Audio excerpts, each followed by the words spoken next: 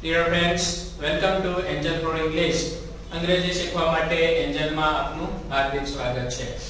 આ વિડિયોમાં આજે આપણે એક સાથે to have નો વર્તમાન કાળમાં ઉપયોગ કરીએ, એટલે કે have અને has નો ઉપયોગ થાય તો એ શું દર્શાવવા માટે વપરાય છે અને કોની સાથે have લાગશે, કોની સાથે has લાગે છે, ત્યારે એનો ગુજરાતી અર્થ શું થાય છે એ સમજી લઈએ. પહેલાનો ઉપયોગ જોઈ લઈએ તો have અને has નો જ્યારે સિમ્પલ યુઝ હોય, પાછળ કોઈ ક્રિયાપદ ન હોય, ત્યારે એ કાં તો બતાવે છે શું માલિકી બતાવે છે, અથવા તો એ શરીરના અંગો બતાવે છે, અથવા તો સગા અને સંબંધિત બતાવવા માટેનો ઉપયોગ થાય છે.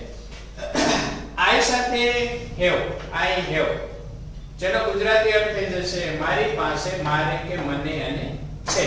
I have a pen, મારી પાસે પેન છે. I have many friends, મારે ઘણા મિત્રો છે. માલિકી શરીરના અંગો, સગા સંબંધ. We have, ગુજરાતી અર્થ થશે અમારી પાસે, અમારે કે અમને અને છે. રાઈટ? અમારી પાસે સમય, lots of સમય છે. We have lot of time. Right? અમારી પાસે માહિતી નથી. We have no information. We have not information. You have, તો તમારી પાસે, તમારે કે તમને, અથવા તારી પાસે, તારે કે તને એક વચન હોય કે આપણાથી સમકક્ષ ના હોય તો. You have time. You have no time. You have many friends. You have no friends. You have certificates. I have no certificate. વગેરે. He has, જ્યારે કોઈ એક અન્ય પુરુષની વાત કરતા હોય એક વચન અને એની પાસે કંઈ, તો ઇંગ્લિશમાં વપરાશે he has, તેની પાસે કે તેને અને છે. He has license. He has not license. Right? He has information about this project. He has not information about this project. She has, Gujarati તેણી પાસે, તેણીને અને છે. એટલે કે કોઈ પણ એક સ્ત્રી, લેડી, ગર્લ હોય અને એની પાસે કંઈક હોય કે એને કંઈક હોય, પાસે એટલે કે આમાંનું કંઈ પણ, તો તેમાં વપરાશે she અને has. રાઈટ? તેણી પાસે નવું સ્કૂટી છે. she has a new scooty.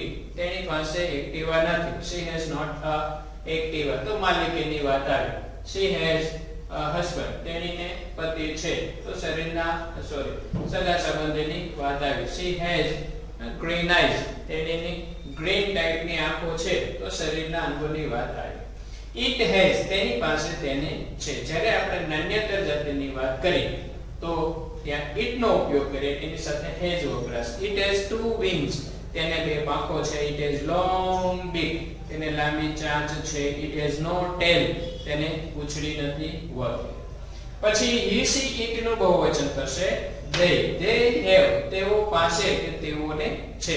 they have time. they have no time. they have many vehicles. they have no vehicles. Right? they have leads. they have no leads. એક વચન I, we, you, he, she, it અને they સિવાય કોઈ પણ શબ્દ હોય, either it will be singular or it will be plural. કાં તો તે એક વચન હોઈ શકે, કાં એ બહુવચન હોઈ શકે. સિંગ્યુલર હોય તો એક વચન પાસે. ફેરૈયા પાસે ઘણા બધા ભૂગાઓ છે. A hawker has many balloons. પાછળ એક વચન બહુવચન નહીં જોવાનું, આગળના જોવાની વાત છે. પ્લુરલ બહુવચન લેવા જઈએ તો જેમ કે fruit sellers have fresh fruits. fruit sellers have not fresh fruit. shopkeepers have enough goods.